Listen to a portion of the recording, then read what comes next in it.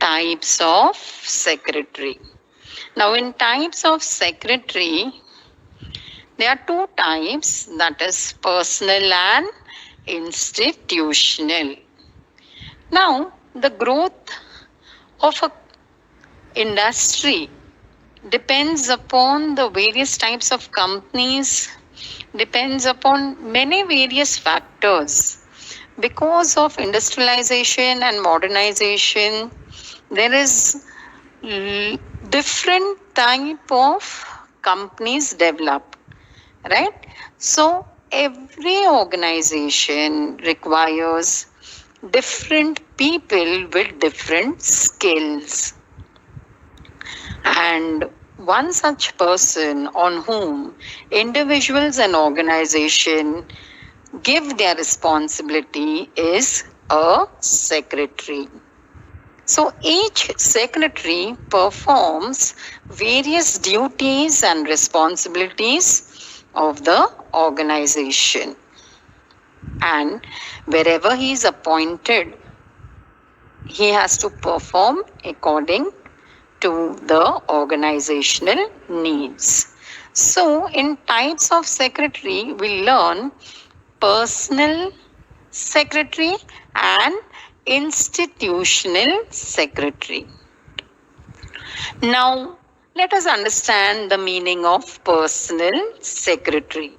Personal secretary is also known as personal assistant.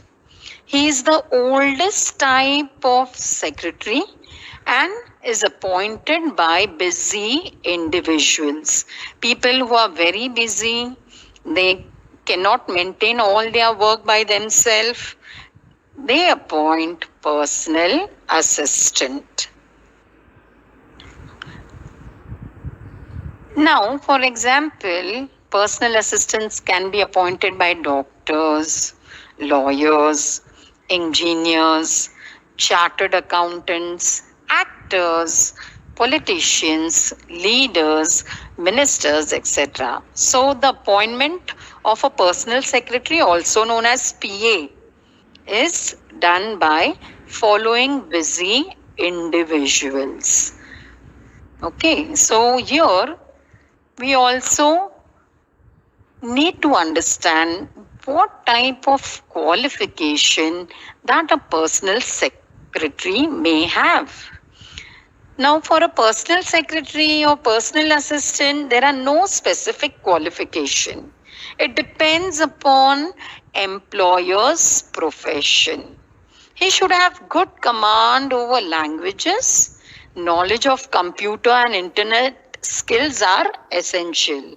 In today's time where so much business is done online, so knowledge of computers and internet skills are a must, are required. Yes, so personal secretary should be able to do emails, fax. Yes, he should be able to communicate with other parties. He should be able to carry out the responsibilities given by his boss. So, no specific qualifications are mentioned as per the Act. The qualification depends upon the need of employer's profession. Okay, now let us understand the different types of secretary. Yes, one is personal and the other is institutional. In institutional, we are going to learn about non-profit association, cooperative society, joint stock company, secretary of a government department and other body corporate. So these are the different types of institutions who appoint secretary, and we will learn the different types of secretary appointed by these institutions. So let us learn about institutional secretary. Now, an institutional secretary is appointed by an institution or organization. Hence, he or she is called as institutional secretary. See, when a person appoints a secretary for himself, we call it as personal secretary, whereas any institution or organization appoints secretary, then we call it as institutional secretary. So let us understand the first type of secretary for non-profit association. Now, by the word itself, non-profit, what do we mean? No profit. Yes, non-profit association, they are formed for not earning profit. Okay, they are providing services. Yes. So, secretary of a non-profit association means the organization formed to promote social, educational, cultural, arts, sports activities with the intention of providing services and not to earn profit. So by the name itself, we understand that this type of association is formed for not earning profits but to provide services.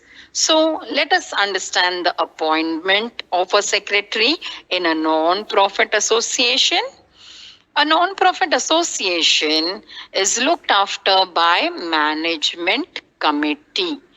So here an association is formed, group of people come together, among themselves they appoint a committee called as management committee, and which is elected by the members. So people who join the association are called as members, and among the members they appoint people to look after the association, and such appointed people are called as management committee. Now here the secretary may be a full-time or part-time person working on salary basis or honorarium basis. Now honorarium basis means working free of cost or free service given by that person, and salary basis means he is getting some income for the services that he is provided. Now this salary basis, the salary is being provided by non-profit association. Now when non-profit association is giving salary, that means they need to have some money with them. Now this money is collected by the members. Yes, the members need to pay a joining fee for being a member in non-profit association. So whatever money is collected, on that basis, the salary is paid to the person who is appointed on salary basis, and some may work freely. Now, for example, we have Rotary Club, Lions Club, Sports Club, cultural clubs, Chamber of Commerce, etc. So you can remember 2-3 examples here. Now, the qualification part, if we see for institutional secretary of a non-profit association, then there are no prescribed qualification for this type of secretary. The secretary should be acquainted with the objects and basic functioning of the organization. Now, knowledge of filing, computers, correspondence are basic requirements in this type of organization. So for non-profit association, the secretary need not have any specific qualification as such. He should work for achieving the objectives of the association. Like if it's a cultural cultural association, then they may have cultural festivals, programs. You always find certain group of people who come together and celebrate Ganesh festivals publicly. Then there is Daihandi festival. Then there are many such occasions where cultural programs are held between the different areas or regions in the state, right? There can be even sports activities, like there are sports activities between different teams or different area or different buildings also. Sometimes you all may have no 4 5 buildings together, they come and they play together, and they can have such cultural programs. Now this is done just to benefit or provide service to the society. So hence such type an association is called as non-profit association. Now let us understand the next type, cooperative type of society. Now, secretary of a cooperative society, it is an association formed voluntarily by minimum 10 members or more. So underline this, minimum 10 members. In Maharashtra, these societies are registered under the Maharashtra State Cooperative Societies Act 1960. You need to remember this act and write when cooperative society question is asked. Its main objective is to provide services to its members. Now, for example, we have cooperative banks, cooperative housing societies, cooperative stores, etc. Now, when you walk on the road, you see the signboards of different shops. Sometimes you may see cooperative housing society or cooperative stores. So you can write down the examples whichever you see in your notebook. Okay. Now let us understand the appointment of a cooperative society. The members elect their representative called management committee, similar to non-profit association. Okay. So even here the members elect their representatives. One of the members of the managing committee is appointed as secretary. So among the management committee, a secretary is appointed. Generally, such secretary works on honorary basis. Now, for large scale cooperative organization, secretary may be appointed as a full-time employee on salary basis. Now, depending upon the number of people in the cooperative society, if it's a very big cooperative society, there are more number of members, then a full-time secretary is appointed. Whereas if the cooperative society has limited number of people, then the secretary can work on honorary basis or can be appointed for part-time as well. Here we need to remember that if the cooperative organization is big, then a full-time employee on salary basis is appointed as a secretary. Next, we will see the qualification. The secretary of a cooperative society as such does not have specific qualification. Again, you note here that here also for cooperative society, there are no specific qualification.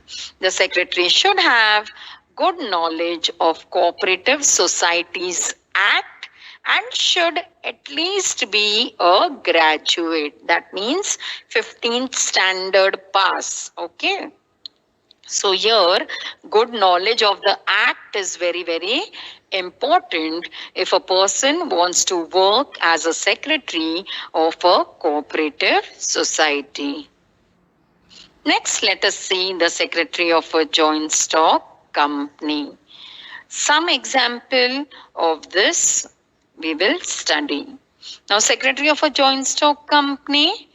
Now, joint stock company is a form of organization which is considered to be most suitable One for organizing business activities on a large scale. So, if the business is being done on a large scale, then a joint stock company form of organization is very, very important. So, a company secretary is considered to be one of the key officers of the company, and he plays a very important role in the business organization. So here the term also comes as company secretary. So appointment of company secretary is right from the time the company is formed to look after the various aspects of business, and the secretary works under the control of board of directors. Now who are board of directors? They are the elected representative of the shareholders. Now who are shareholders? All these concepts Sangeeta ma'am will teach you all in chapter 2. Okay. Appointment of company secretary is as per the Companies Act 2013. Now, company secretary is included in the definition of KMPs. Now, what is KMP? It is key managerial personnel. There is a chapter, we are going to learn about it at a future date. The concept of key managerial personnel KMP has been introduced in the Companies Act 2013. So this was not previously more dominant in Companies Act 1956. It is now made a important or given an important place in Companies Act 2013. The board of directors cannot look after the day-to-day affairs of the company. Therefore, the task is given to certain managers and executives of the company.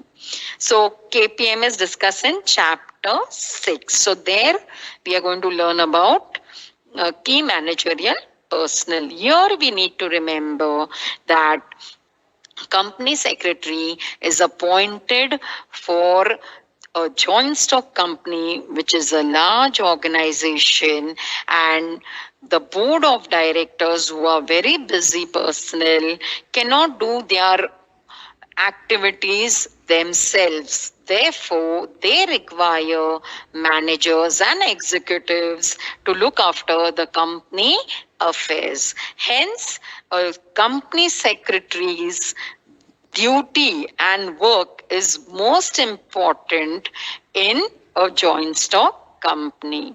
So as per section 203 of the Companies Act 2013, the company secretary must be a member of the Institute of Company Secretary of India, that is ICSI. In my previous slide, I had shown you the symbol and the company site, right? Institute of Company Secretary of India website I had shown you.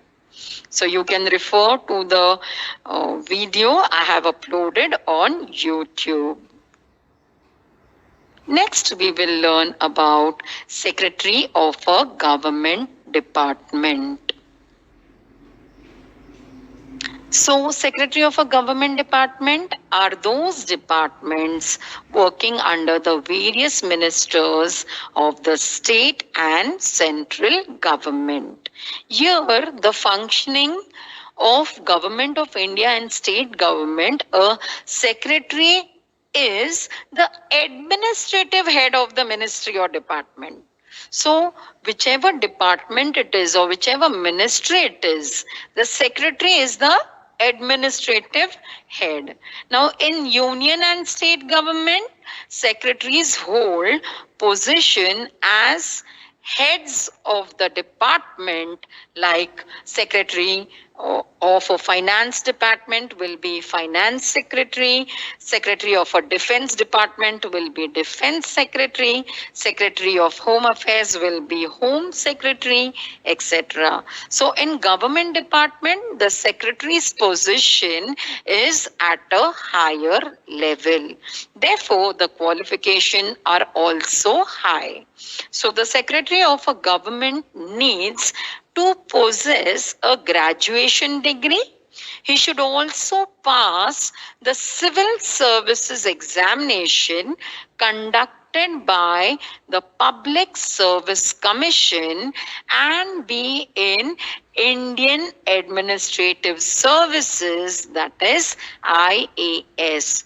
So if one is aspiring to be an IAS, you need to know that there are examinations, there are different levels that the person has to go through, and then they can pass the Indian Administrative Services.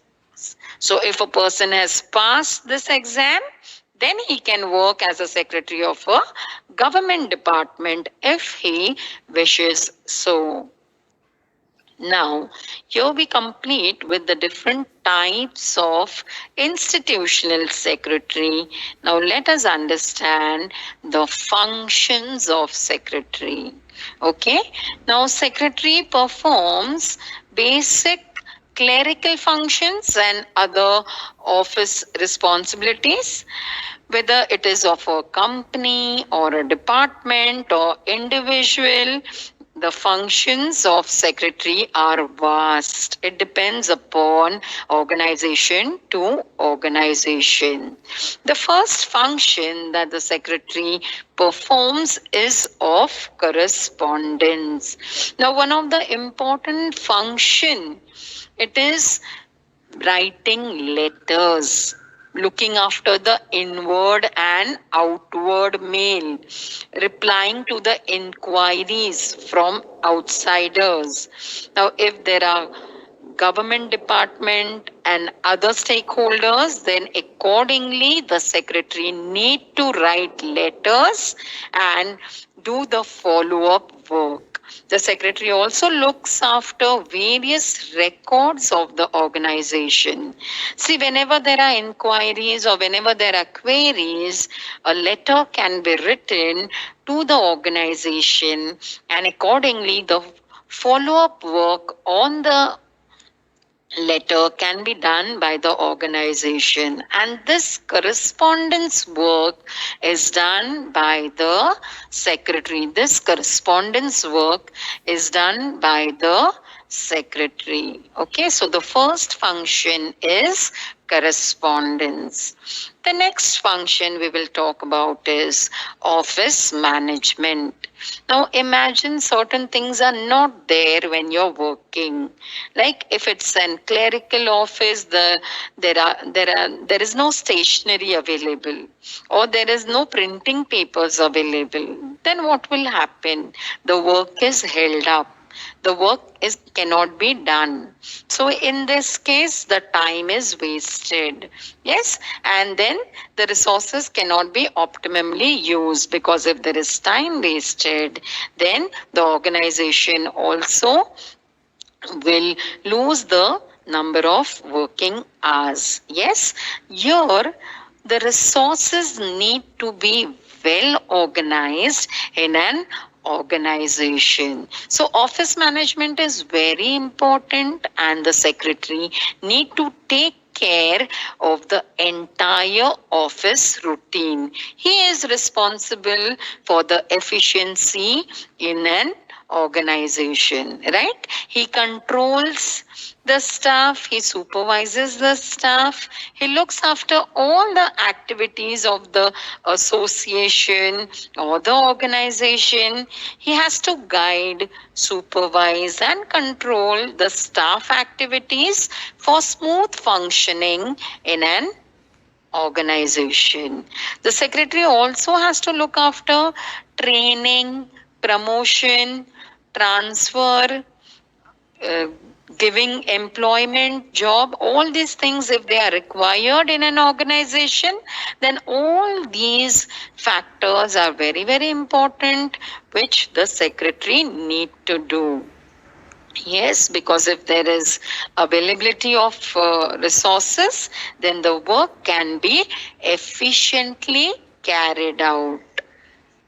The next function we will see is reception function. Now remember, if you happen to go to a hospital or to a big restaurant or to a five-star hotel, there are always those reception counters. Even in banks, if you visit, there are reception counters where a person is there, where may I help you corner type, where the person is appointed and he guides you as where you have to exactly go.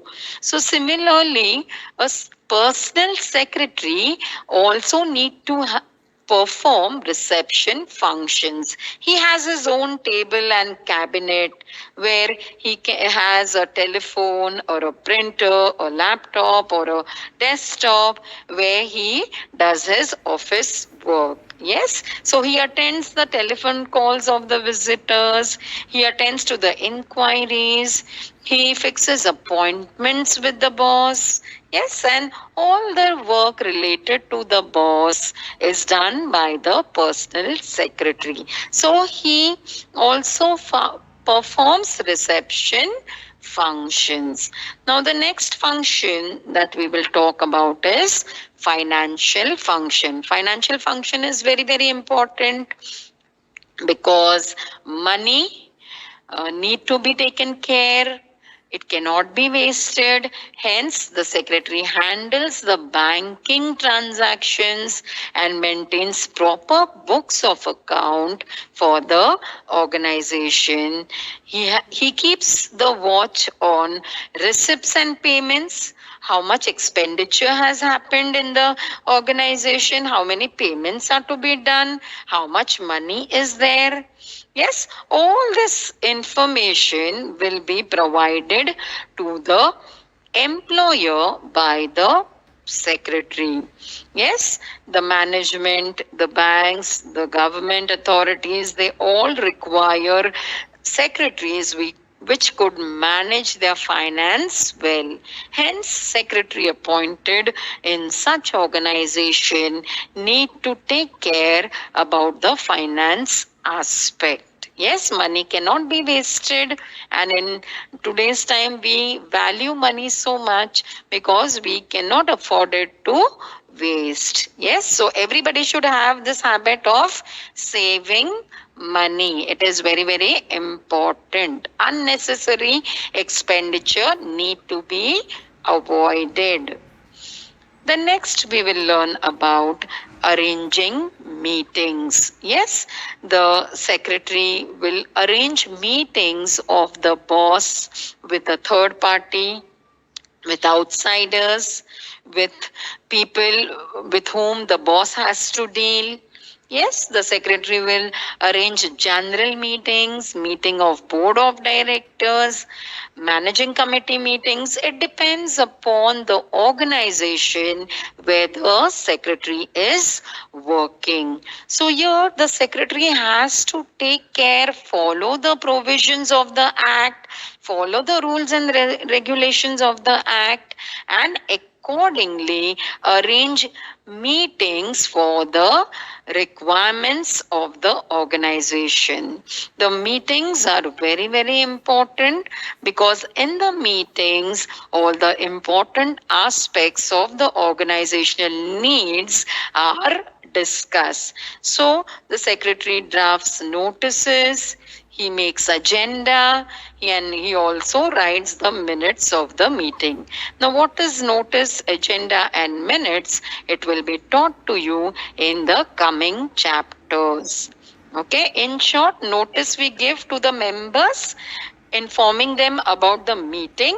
Agenda, a list of items that are discussed in the meeting, and minutes, the record of the meetings are written in a book called as minutes book.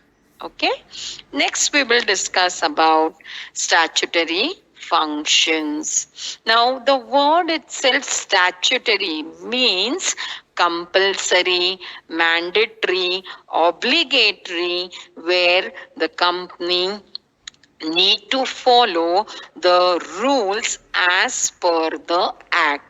So, as per Companies Act 1956, whichever organization or whichever type of organization is there, the secretary has to comply with all the provisions of the act applicable to his organization. Now, the secretary should also comply with Income Tax Act, Stamp Act, Shop Act, Goods and Services Tax Act, etc. So there are many such acts in an organization which can be applicable to a particular organization which the secretary need to follow. One cannot evade tax. So accordingly, the secretary need to know the different types of acts and how he has to follow those acts as per his organizational needs.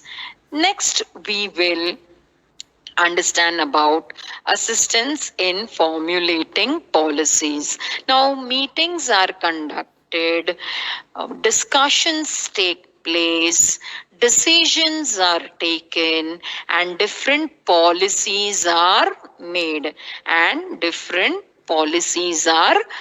Now, this policy help the organization to follow at a right direction. Yes, like certain decisions are taken, then everybody has to follow those decisions. Now, the secretary has to collect statistical data and information, and this information he provides it to the management, and the management on the basis of data collected decides and formulate policies. Suppose it's a sports shoe company. So the data can be collected, a survey can be connected as which types of sports shoes are more famous. Yes, what is the need of the customer? So such data can be collected by the secretary and given to the management. The management can do the analysis and understand that so and so product is more famous, so we can manufacture our goods accordingly. So the product enhancement, the product improvement is possible by collecting various data. The one example that I could give you here is Fair and Glow company is now Glow and Lovely. Like Fair and Lovely company has now converting itself to Glow and Lovely. Now there are various aspects and reasons behind it why such a major change of name is taking place in a company. Yes, there were many things associated with it, hence the name is being changed. So certain policies need to be changed,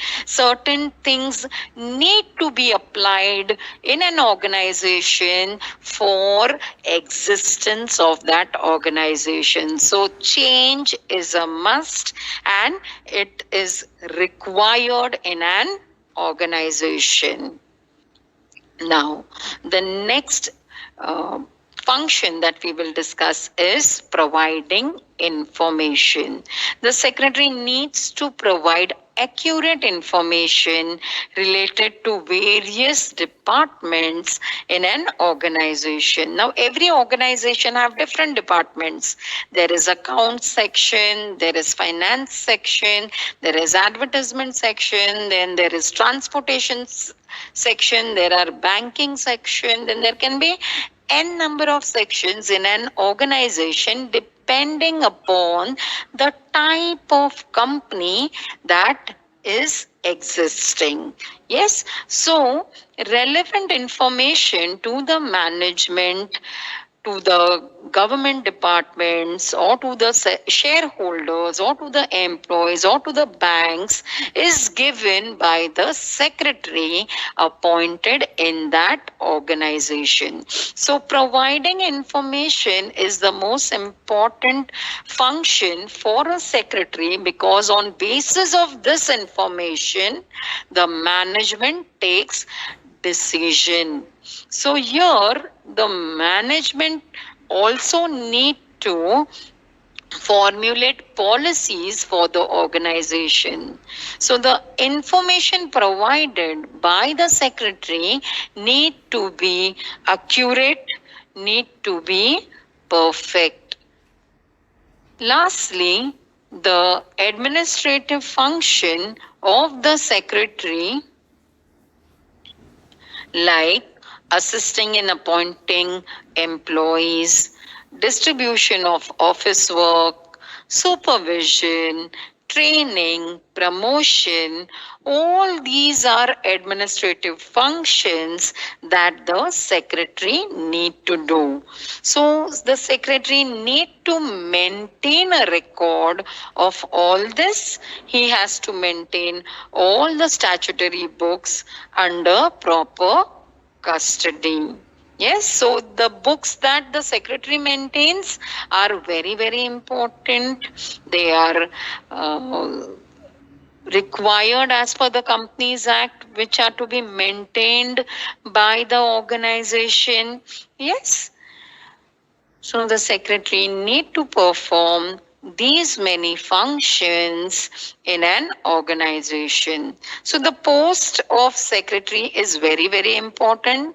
Anyone just cannot become a secretary. He need to have different skills, knowledge, information, and should be able to work in harmony with his employees, with the staff that he works. Here we complete chapter 1.